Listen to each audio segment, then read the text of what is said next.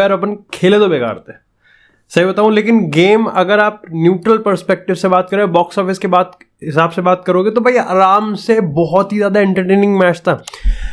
लेकिन एक डिबेट हो जाएगा कि हम ज़्यादा बुरा खेले या फिर वो ज़्यादा अच्छा खेल गए। सही बताऊं तो यहाँ पर पहले 10 मिनट में मेरे को यकीन नहीं हुआ कि यार मैं क्या एक्सपेक्ट कर रहा था। मतलब आराम से मैं 4-5-0 सोच रहा था कि कुछ नहीं, पेल पाल देंगे इनको। लेकिन जिस तरीके से यहाँ पर ब्रेवरी की एक परफॉर्मेंस यहाँ पर डाली है वुल्वरहैम्पटन ने, वो काबिलिय तारीफ है। लेकिन यहाँ पर 3 पॉइंट बैग में डाले वो इंपॉर्टेंट था, क्योंकि अगेन वही वाली चीज़ हो जाती है ना कि यार आपको अपना कैंपेन जो किक ऑफ करना है वो 3 पॉइंट के साथ ही करना है। क्योंकि यहाँ पर जब टाइटल वो भी अगेंस्ट मैनचेस्टर सिटी की बात होती है तो वहाँ पर हर एक पॉइंट बहुत ही ज़्यादा मैटर करता है। और अब तो कहीं ना कहीं उस मिक्स में यहाँ पर मैनचेस्टर सिटी भी है, आर्सेनल भी है, फिर अभी चेल्सी भी यहाँ पर रिक्रूट कर रही है, और लिवरपूल भी नहीं, लिवरपूल भारी है, वो उसको भारी रखता है। तो यहाँ पर सबसे पहले अगर हम बात करें तो देखो भाई, वरान के उस हेडर की वजह से यहाँ पर अल्टीमेटली हमको वो 3 पॉइंट मिले। लेकिन अगर आप उस गोल को देखोगे तो आपको समझ में आया कि वहीं से गोल आया जहाँ से एक्चुअली में सबसे ज़्यादा आने वाले चांसेस लग रहे थे। एंटनी की बात करें और एरन वन बिसाका की बात करें तो उनकी पार्टनरशिप ने एक्चुअली में एक कह सकते हो कि जो कि बहुत विजिबल वल्नरेबिलिटी थी वुल्वरहैम्पटन की, वो यहाँ पर एक्सपोज करी थी। अगर एरन वन बिसाका की बात करें, वो इतनी एडवांस पोजीशन में जाके खेल रहा था, वो बहुत टाइम से वहां पर जाकर थ्रेट लग रहा था, और अल्टीमेटली उसने वहां से असिस्ट भी क्रिएट करा। जब वरान ने वो गोल मारा उस पॉइंट ऑफ टाइम पे मेरे को अभी भी याद है, कमेंटेटर ने एक लाइन बोली थी कि भाई Manchester United like seriously 60-70 minute में हम जो देख रहे हैं, वुल्वरहैम्पटन ने इतना बढ़िया इनको पेस्ट्री की तरह काटा है, और फिर भी यहाँ पर मैनचेस्टर यूनाइटेड इतने प्लेयर्स को आगे कमिट कर रही है। थोड़ा संभल के रहना पड़ेगा। लेकिन वही वाली चीज है कि आपने एक सेट ऑफ सस्टेन्ड प्रेशर के साथ आप खेले, लेकिन 5 मिनट के लिए आपने ओवरलोड कर दिया। 5 मिनट के लिए आपने ऐसी टैक्टिक्स रखी कि आप एक्चुअली में यहां पर इंजरी टाइम में खेल रहे हैं, और उसका फायदा आपको मिला। मैं कह सकता हूं कि वहां पर जोसे सा की जो पोजीशनिंग थी वो भी काफी कंफ्यूजिंग थी, क्योंकि अल्टीमेटली वो अपनी लाइन छोड़ के यहां पर वरान को पूरा क्लियर उसने नेट दे दिया। और वरान की अगर हाइट की बात करें और उसकी हेडिंग एबिलिटी की बात करें तो वहां पर वो बीट नहीं कर सकता था। लेकिन एक बेस्ट प्लेयर जो कि 22 प्लेयर में से सामने निकल के आया था, वो था मैथ्यूस कुन्या। भाई बढ़िया प्लेयर था, मतलब मजाक से हट के। आप इसके प्राइस टैग की बात करोगे 40 मिलियन, और इसमें सारी खूबी हैं जो कि एक यहां पर एज अ फर्स्ट 9 की बात करें या फिर एज अ सेकंड स्ट्राइकर की बात करें, हर एक चीज। लेकिन मेरे को जो चीज ज्यादा शॉकिंग लग रही थी वो ये थी कि भाई ये कासिमिरो को तुम बीच में एज अ लोन पिवट छोड़ के बाकी सारे कहां घूम रहे हैं। क्योंकि जिस तरीके से एक चीज होती है कि एक टीम, वही कि एक एबिलिटी होती है एक टीम की कि वो 2 पास 3 पास 4 पास में कितनी तेज एक्चुअली में सामने वाली टीम के गोल पे शॉट मार के आ जाए।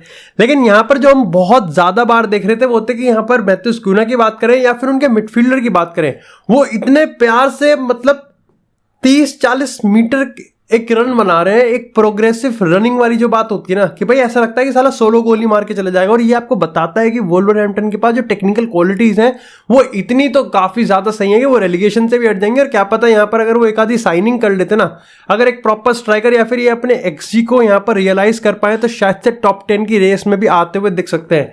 मैनचेस्टर यूनाइटेड की बात करें, आंद्रे ओनाना एब्सोल्युटली अमेजिंग। एक टैक्टिकल ट्विक हमको देखने को मिला जहां पर कासिमिरो जो सेंटर बैक ड्रॉप करता है दोनों सेंटर बैक के बीच में, लूक शॉ वहीं रहता है मेजॉरिटी ऑफ द टाइम। यहां पर लीचा को आप नंबर 6 पे पुट कर देते क्योंकि लाइन ब्रेकिंग पास चाहिए, जो कि वुल्वरहैम्पटन की तरफ से बहुत ज्यादा देखने को मिल रहे थे। और यहां पर बिसाका जो कि बहुत ऊपर चढ़ा हुआ था, घोड़ी बना रखा था उसने वहां पर। और अगर गार्नाचो की बात करें, बुरा गेम भाई मेरे हिसाब से। तुम कोई से भी मेरे सामने स्टैट्स लिया हो, लेकिन मैंने जो देखा है बुरा गेम, कोई इन्फ्लुएंस नहीं था गेम पे। बल्कि मैं तो कहूंगा कि जेडन सांचो के आने के बाद यहां पर हम ज्यादा थ्रेटनिंग लगे हैं। अगेन मैं ये नहीं कह रहा कि गार्नाचो का गेम बुरा है तो मतलब प्लेयर, इट्स ऑल लाइक कि कल का जो गेम था वो मेरे को बिल्कुल भी इन्फ्लुएंस नहीं लगा, उसका इन्फ्लुएंस बिल्कुल भी नहीं था गेम पे व्हाटसोएवर। मार्कस रैशफोर्ड की बात करें, चीजें करने की बहुत कोशिश है लेकिन करी उसने भी नहीं है। ब्रूनो फर्नांडिस रश लग रहा था, ऐसा लग रहा था कि पता नहीं कौन सी जल्दी है। यहां पर अगर मैं मेसन माउंट की बात करूं तो मेसन माउंट और ब्रूनो फर्नांडिस दोनों को लाइन ब्रेकिंग पासिस और चैनल्स के बीच में खेलना बहुत ज्यादा इंपॉर्टेंट है, लेकिन वो चीज अगेन मेरे को नहीं दिखी। यहां पर एंटनी अच्छा लग रहा था, सही बताऊं तो सबसे ज़्यादा थ्रेटनिंग मेरे को एंटनी लग रहा था, लेकिन अल्टीमेटली यहाँ पर ये एक बहुत ही स्क्रैपी विन थी लेकिन इंपॉर्टेंट विक्ट्री थी, और आने वाले टाइम में हम इस चीज़ को चेंज करते हुए ज़रूर देखेंगे। इसी के साथ यार बात करते हैं अब थोड़ी सी नेमार की। भाई कल पता है क्या है, कल बहुत लोगों ने यहाँ पर इंस्टाग्राम पर मेरे से बात करी कि भाई यार ये एक अपडेट आ रही है, ये एक अपडेट आ रही है। तो मैंने कहा कि देखो, मैंने सबको एक चीज़ बात करी, जितने लोगों ने मेरे को किसी पोस्ट पर ही मेंशन करा मैंने उनको भी ये बताया। मैंने कहा ओके, काम करते हैं, 4-5 पढ़ लेते हैं, फिर कल आराम से एपिसोड पे बात करेंगे। साक्षात फैब्रिजियो रोमेनो ने यहां पर ये अपडेट डाली अपने हियर वी गो वाले पॉडकास्ट पे कि भैया यहां पर नेमार के रिगार्डिंग आप कह सकते हो कि वो बार्सिलोना आना ही नहीं चाहता था जब तक ज़ावी एज अ मैनेजर वहां पर है। ये काफी शॉकिंग है अगर आप इसको इस पर्सपेक्टिव से रखोगे कि भैया साथ में खेले भी हैं, साथ में जीते भी हैं और साथ में दोस्त भी हैं। लेकिन यहां पर जब फैब्रिजियो ने इतनी बड़ी लीड दे दी, मतलब फैब्रिजियो ने टाइटल लीडिंग कंटेंडर वाली ही लीड दे दी, तो इसके आगे पीछे की कहानी तो फिर मीडिया अपने आप बना देगी। अब अगर पहले की कहानी की बात करते हैं तो यहां पर बताया गया है कि सबसे पहले तो देखो, इस समय नेमार ये मान के चल रहा था कि भाई बार्सिलोना में उसके आने के अगेंस्ट अगर कोई है तो वो सिर्फ ज़ावी है। अच्छा, ज़ावी यहाँ पर ना ही सिर्फ लपोर्ता बल्कि पूरे बार्सिलोना बोर्ड को वीटो करने के चक्कर में था कि ये आना ही नहीं चाहिए, वो बिल्कुल भी इस चीज़ के फेवर में नहीं है। साथ ही यहाँ पर बताया गया है कि भाई ज़ावी का जो कॉन्ट्रैक्ट है 2024 का, जो कि उसको रिन्यू नहीं किया जाएगा। ये लेपोर्ता या फिर बार्सिलोना के अंदर के लोगों ने नेमार को बताया, ऐसी रिपोर्ट्स है। सोचो कितनी ग्रे एरिया में रिपोर्ट मारी। आप इसको ना ही सही बता सकते, आप इसको ना ही गलत बता सकते। मान लो कल को यहाँ पर बार्सिलोना चैंपियन लीग जीत जाती है या फिर बार्सिलोना ला लीगा जीत जाती है, तो क्या तुम एक ऐसे मैनेजर को सैक करोगे जस्ट फॉर नेमार, जो कि 200 मिलियन कमा रहा है सऊदी में जाके, जो कि 33-34 का हो जाएगा। Again I know it's Neymar, but क्या तुम यहाँ पर सेक्रीफाइस करने के लिए तैयार हो? एंड अगेन अगर यहाँ पर वो बहुत गंदा खेलने लग जाती है बार्सिलोना, तो क्या पता ज़ावी को यहाँ पर सैक कर दिया जाए आने वाले 1-1.5 साल में। तो कितने ग्रे एरिया में रिपोर्ट।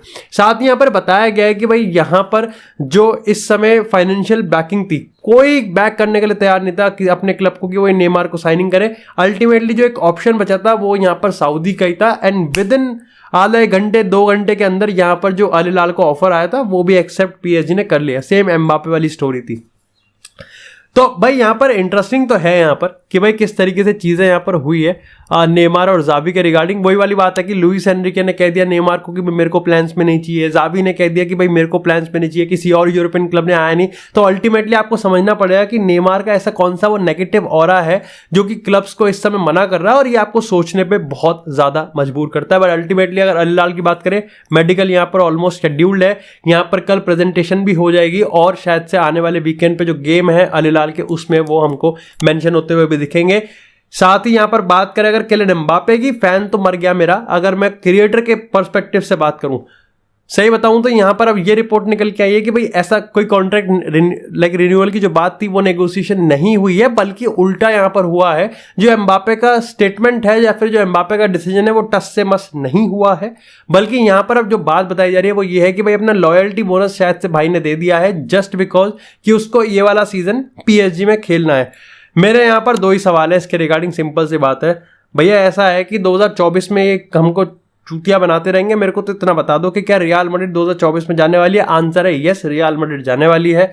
ये यहाँ पर मैंने फैब्रिजियो के जितने भी क्लेम कोट वगैरह पढ़ रहा हूँ, यही मैं मार्सा में पढ़ रहा हूँ, यही मैं बाकी जगह पढ़ रहा हूँ। हर जगह कहीं से भी ये नहीं है कि हो सकता है। देखो ऑब्वियसली डेफिनेटली हम जो फैंस हैं वो थोड़े ज़्यादा इमोशनल हो जाए, ज़्यादा एग्जैजरेट कर दें। जो क्लब का डिसीजन है वो मैं तुमको बता रहा हूँ, वो यही है कि वो 2024 में इस सीन को पढ़ेंगे और फिर डिसाइड करेंगे।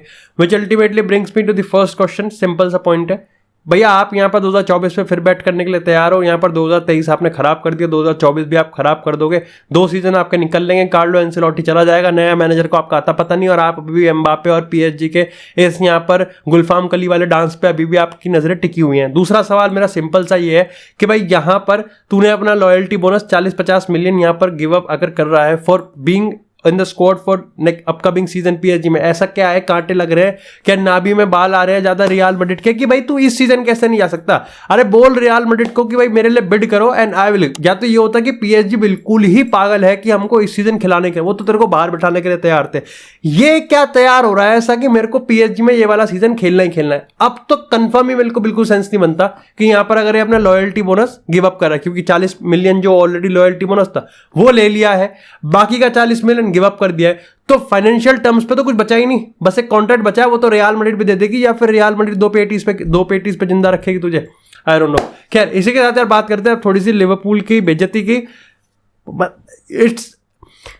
इसे कहते हैं लेजी स्काउटिंग भी आप कह सकते हो और लेजी नेगोशिएशन स्किल भी कह सकते हो। मतलब लिवरपूल अपने जो फॉर्मर डायरेक्टर थे उसके जाने के टेक्निकल फुटबॉल डायरेक्टर जो भी थे पोस्ट पे, उसके जाने के बाद जिस तरीके से जर्गन क्लॉप की इस पूरे एम्पायर का जो बिठाव हो रहा है ना, वो बहुत ज़्यादा दयनीय है और दर्दनाक है एक तरीके से देखने में। आप ये समझो कि रोमियो लाविया के पीछे आप थे, 4 मिलियन का फासला था, 4 मिलियन के बीच में 2 मिलियन का फासला लेके चेल्सी अपना बिड लेके आई। आप पता नहीं क्या हो गए, जेलस हो गए, इनसिक्योर हो गए, है जैसे बंदी की बेस्ट फ्रेंड को आप रैपट मारना चाहते हो, आपने वैसा मारने की कोशिश करी चेल्सी को। और आप यहाँ पर काइसिडो की डील पे चले गए और आप उतना ही दुगना पैसा आपने गया, काइसिडो पे गए, काइसिडो ने कहा कि हटो वहां से, और वहां पर वो चेल्सी चला गया। फिर आपको यहाँ पर जब ब्राइटन से रिजेक्शन, मतलब एक तरीके से काइसिडो की वाली डील में रिजेक्शन मिल गया, तो आप वापस से रोमियो लाविया वाली डील पे आए, जिसने रोमियो लाविया को ये कह के ट्रिगर करवा दिया कि भैया जो क्लब मेरे लिए कॉन्फिडेंट ही नहीं है, जो क्लब मेरे लिए 4 मिलियन नहीं दे सकता और वहां जाके 50 मिलियन ऐड करके बिड मारा है, उस क्लब के लिए मैं क्यों जाऊं। चेल्सी ने, मैंने आपको पहले बताया था, चेल्सी ने यहाँ पर साउथहैम्पटन के लिए पहले भी 50 मिलियन का बिड मारा था पिछले समर, वो रिजेक्ट कर दिया साउथहैम्पटन ने। और यहाँ पर काइसिडो वही वाली चीज है कि भाई आप पहले पर्सनल एग्रीमेंट एग्री करो सारे प्लेयर्स से, वो चीज लेके आओ। यहाँ पर लिवरपूल मेस में है। अल्टीमेटली आप ये सोचो कि लिवरपूल का नुकसान देखो, आप चेल्सी का फायदा देखो यार। चेल्सी ने कितनी बढ़िया बढ़िया साइनिंग कर ली है, बहुत बड़ा स्क्वाड ओवरऑल किया है। एंड आई थिंक पोचेटिनो ठीक है, मतलब मैं ये नहीं कह सकता कि पोचेटिनो तोड़ ही देगा, लेकिन अल्टीमेटली पोचेटिनो को टैलेंट को रीग्रुप करने में, शेप करने में और यहाँ पर लाइनअप करने में इजी रहता है और अच्छा रहता है, बढ़िया मैनेजर है। इसी के साथ अगर फ्लैश न्यूज़ की बात करें तो भाई यहाँ पर बेंजामिन पवार्ड की बात करें तो पवार्ड टू मैनचेस्टर यूनाइटेड अभी भी पेस पकड़ता हुआ दिख रहा है, चीज़ें धीरे धीरे हो रही हैं। जैसे अभी वरान ने जब गोल मारा तो उसके कमेंट सेक्शन में पवार्ड का जो कमेंट था वो हाईलाइट करके लोग बता रहे हैं, लेकिन कुछ लोग कह रहे हैं कि भाई दोनों फ्रेंच नेशनल्स में है तो इसलिए भी हो सकता है। लेकिन अल्टीमेटली जो डिसीजन है वो भाई सिंपल सा है कि भाई पवार्ड टू मैनचेस्टर यूनाइटेड अभी होता हुआ दिख रहा है। इसी के अलावा थोड़ी सी सऊदी लीग की बात करें तो भाई यहाँ पर अल नसर अपना पहला गेम हार गई है अल इत्तेफाक से, and Cristiano Ronaldo was not the part of the squad. तो यहाँ पर एक बड़ा नुकसान है कि भाई आप रोशनाबाद सऊदी लीग की अगर हम बात करें तो यहाँ पर आप अपना पहला गेम ही हार गए हो। लेकिन ठीक है, लीग थोड़ी लंबी है तो देखेंगे भाई आगे जिस तरीके से। लेकिन भाई अल हिलाल जिस तरीके से रिक्रूटमेंट कर रही है, तुमको लगता है कि अल हिलाल कोई मैच हार जाएगी? भाई तुम ये देखो ना कि आप कैसे मैच हार रहे हो, मेरे को समझ में नहीं आ रहा कि भाई जिस तरीके से 4 स्क्वाड है, अल इत्तिहाद, अल अली, अल हिलाल और अल नसर, भाई तुम 4 टीम तो हार ही नहीं सकते। भाई आपस की बात डिफरेंट है लेकिन तुम वैसे तो हार ही नहीं सकते, मतलब ही नहीं हारने का। इसी के साथ यहाँ पर अल अली ने डेमायरल को भाई साइन कर लिया है 20 मिलियन में, जिसके तहत यहाँ पर 2 मिलियन अब जुवेंटस को ही मिलेंगे। और बताया गया है कि प्रीमियर लीग ने भी सेम स्टेटमेंट पे यहाँ पर सेम टर्म्स पे डेमायरल को यहाँ पर कॉन्ट्रैक्ट ऑफर किया था, लेकिन फिर भी सऊदी लीग उसने चूज किया। और अब देखो सऊदी लीग अब उस लेवल पे आ गई है यहाँ पर पैसे के साथ साथ एक प्रोजेक्ट भी है। पहले पैसा था, पहले सिर्फ पैसा था और एम्बेसडर वाला रोल था, लेकिन जब आपके बड़े बड़े पिलर्स आ गए, लाइक एक पिलर आपने क्रिस्टियानो रोनाल्डो खड़ा कर दिया, एक पिलर आपने बेंजेमा, फिर एक पिलर आपने एनगोलो कांटे, फिर दूसरी जगह आपने फर्मिनो और ये मारेस खड़ा कर दिया। अब आपके पास पिलर है, अब आपको प्रोजेक्ट बेचने में ज़्यादा यहाँ पर मुश्किल नहीं होने वाली। अब लोग कह रहे हैं कि यार कंपटीशन है भाई, 4 टीम है, चारों में से बढ़ेंगे किसी ना किसी में। अब यहाँ पर पैसा भी और कंपटीशन भी है। साथ ही यहाँ पर अगर हम बात करें कैंसेलो की तो भैया बार्सिलोना कैंसेलो को लेके अपना पहला ऑफर मारने वाली है। और साथ ही याओ फेलिक्स की बात करें तो इस पे कहीं ना कहीं लग रहा है कि बोर्ड का वीटो आ रहा है कि भाई हमें फेलिक्स नहीं चाहिए, हम कैंसेलो लेके आएंगे और वो ही मोर देन इनफ है। तो भाई यहाँ पर इस समय ये देखता हुआ आ रहा है। बाकी that's it for this episode guys. I hope आपको एपिसोड पसंद आया हो। एपिसोड पसंद आया तो एपिसोड को लाइक करें, चैनल को सब्सक्राइब करें। आपको इसी तरह फुटबॉल से रिलेटेड एक्सक्लूसिव कंटेंट चैनल पर मिलता रहेगा। तब तक के लिए stay tuned, stay safe and I will see you in the next episode.